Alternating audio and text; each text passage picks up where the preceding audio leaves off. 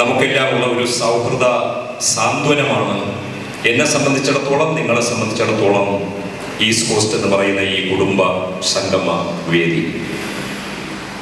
കുബേരനായി തീരുക എന്നുള്ളത് ഏറ്റവും വലിയ ഭാഗ്യം ആണ് എന്ന് എനിക്ക് പറഞ്ഞു തന്നത് മഹാകവി MP അപ്പൻ സാറാണ്. നമ്മുടെ ബിജു രമേശിന്റെ അച്ഛനായിട്ടുള്ള രമേശൻ കോൺട്രാക്ടർ, അദ്ദേഹത്തിന് ഷഷ്ടിബ്ദ പൂർത്തി ആഘോഷം എന്നാണ് എൻ്റെ ഓർമ്മ. അന്ന് ഞാൻ 20 വയസ്സേ ഉള്ളൂ. അനുമോദനം നടത്തുന്നതിന് വേണ്ടി എന്നെ കൂടി ക്ഷണിച്ചു. എൻ്റെ സുഹൃത്തുക്കളായിരുന്നു. അന്ന് അവിടെ വെച്ച് മഹാകവി MP അപ്പൻ ഒരുപാട് കാര്യങ്ങൾ പറയുന്നതിനിടയിൽ പറഞ്ഞു, ലോകത്ത് ഏറ്റവും പ്രയാസമുള്ള കാര്യം കുബേരനായി തീരുക എന്നുള്ളതാണ്. അത് സ്വന്തം അധ്വാനത്തിലൂടെയും ചിലർക്ക് ആർജിതമായിട്ടും സമ്പത്ത് കൈവരാറുണ്ട്. സമ്പത്ത് മോഹിച്ച് ഒരുപാട് പേർ വളരെ നഷ്ടക്കണക്കിലേക്ക്, നഷ്ടക്കയത്തിലേക്ക് വീഴാറുമുണ്ട്.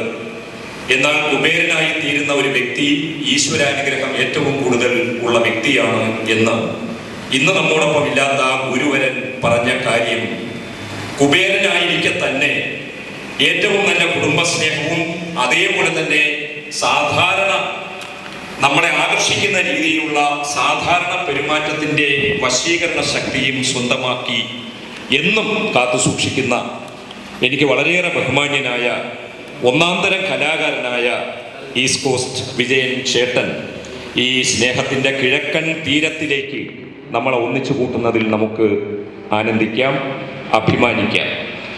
ഞാൻ ഇദ്ദേഹവുമായിട്ട് നേരിട്ട് പരിചയപ്പെടുന്നത് 17 വർഷം മുമ്പാണ്. നല്ല ഓർമ്മയുണ്ട്.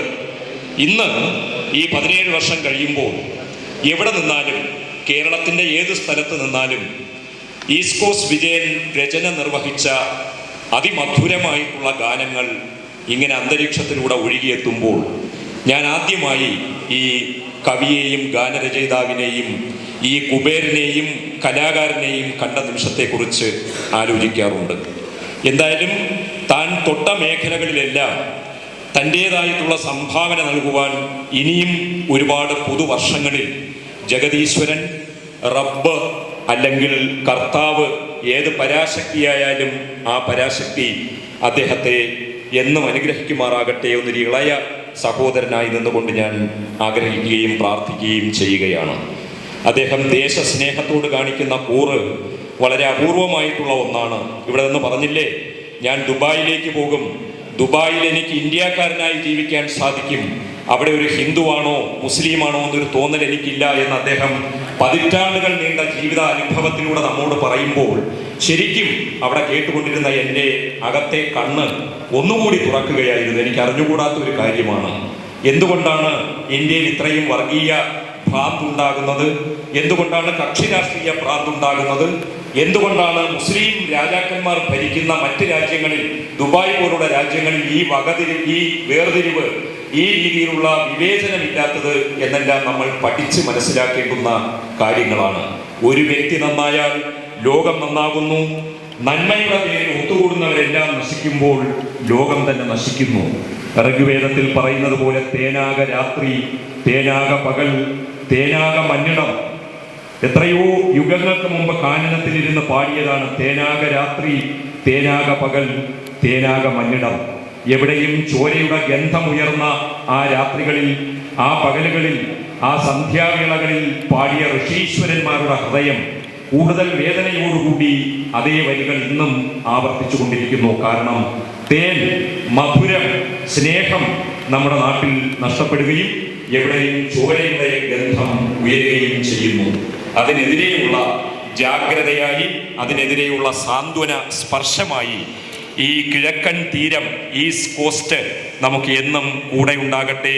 അതിൻ്റെ അമരക്കാരനായ വിജയൻ ചേട്ടന് എല്ലാ രീതിയിലുമുള്ള ആയുരാരോഗ്യ സൗഖ്യങ്ങൾ ഉണ്ടാകട്ടെ. ഹിമഗിരി മുടിയിൽ കാനന നടുവിൽ ചുഴലികൾ ചൂഴും കടലുകളിൽ ഭീകരമൂകത നിറയും നിഴലുകളില തേടുന്ന കിടങ്ങുകളിൽ വട്ടം ചുറ്റും ചാരവിമാനം ചീറും വ്യോമാതിർത്തികളിൽ ഭാരതനാടിൻ മാനം കാക്കാൻ ധീരതയാർന്ന ജവാൻ ജയ ഹേ. പട്ടാളക്കാരന്റെ ദൗത്യമെന്താണ് ഞാൻ പട്ടാളക്കാരനെ സ്തുതിച്ചുകൊണ്ട് എഴുതിയ ഈ വരികൾ മാത്രം അർപ്പിക്കുകയാണ്. ദീർഘകവിതയിലെ ആ 4 വരി ഒന്നുകൂടി ഞാൻ പാടാം. ഹിമഗിരി മുടിയിൽ കാനന നടുവിൽ ചുഴലികൾ ചൂഴും കടലുകളിൽ ഭീകരമൂകത നിറയും നിഴലുകളിര തേടുന്ന കിടങ്ങുകളിൽ വട്ടം